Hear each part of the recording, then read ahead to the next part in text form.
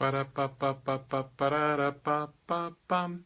Hi everyone, this is Rabbi Kenneth Hahn for JUTV and Ask the Rabbi Thursdays.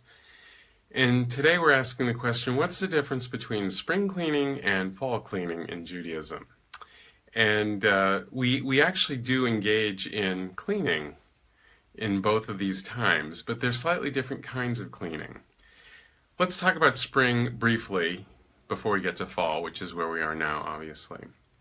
Spring cleaning we associate with the holiday of Passover, and we actually go through the house and we get rid of all of the chametz, all of the old grain, and there's great reasons why we do this. One is we've had all this grain lying around for a long time, and when we bring in the new grain, we don't want to mix it with the old grain, because if there was contamination in the old grain, all the new grain would likewise become contaminated.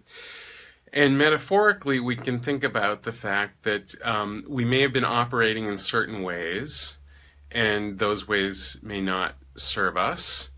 And so there's a certain element in the spring and in Passover, in the story of Passover, of what I'd call creative blockbusting. It's really about paradigm shifts. It's about living one way, perhaps feeling stuck in that way, and deciding you really are ready for a new way of living, whatever, large or small. And so it involves kind of jumping into the sea, not knowing if you're going to live or die, and making it across to some new place. That is not the kind of cleaning we're called upon to do at this time of year, in the month of Elul, leading up to Rosh Hashanah and the 10 days of awe in between Rosh Hashanah and Yom Kippur, and then finally with the Day of Atonement, Yom Kippur.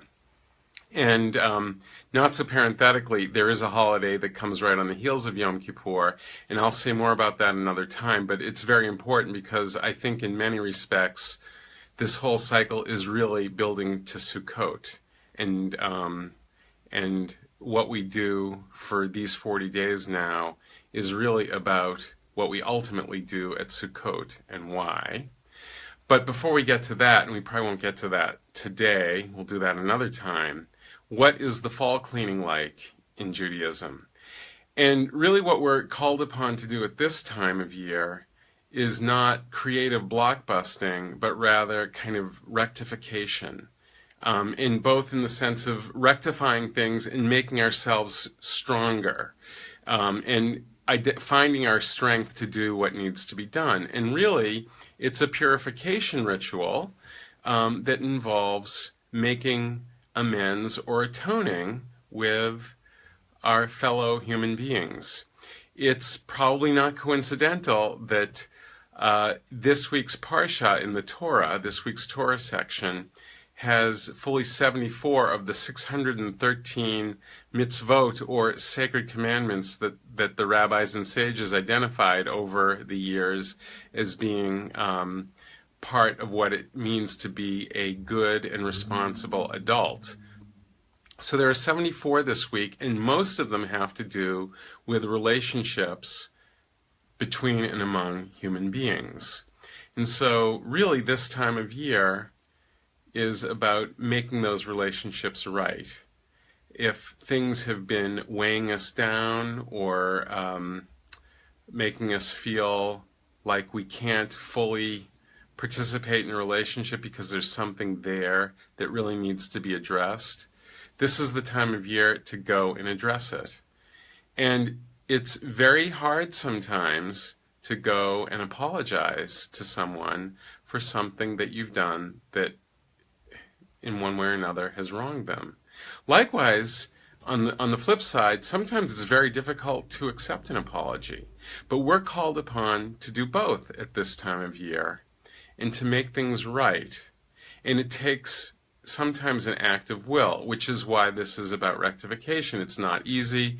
It may be scary to make myself vulnerable to another and apologize, not knowing how that apology may be accepted or used even against me, but that is what I'm called upon to do. So it requires strength and a strong backbone, really, and an effort of real will to go and do this. But in doing that, what happens? We soften our hearts.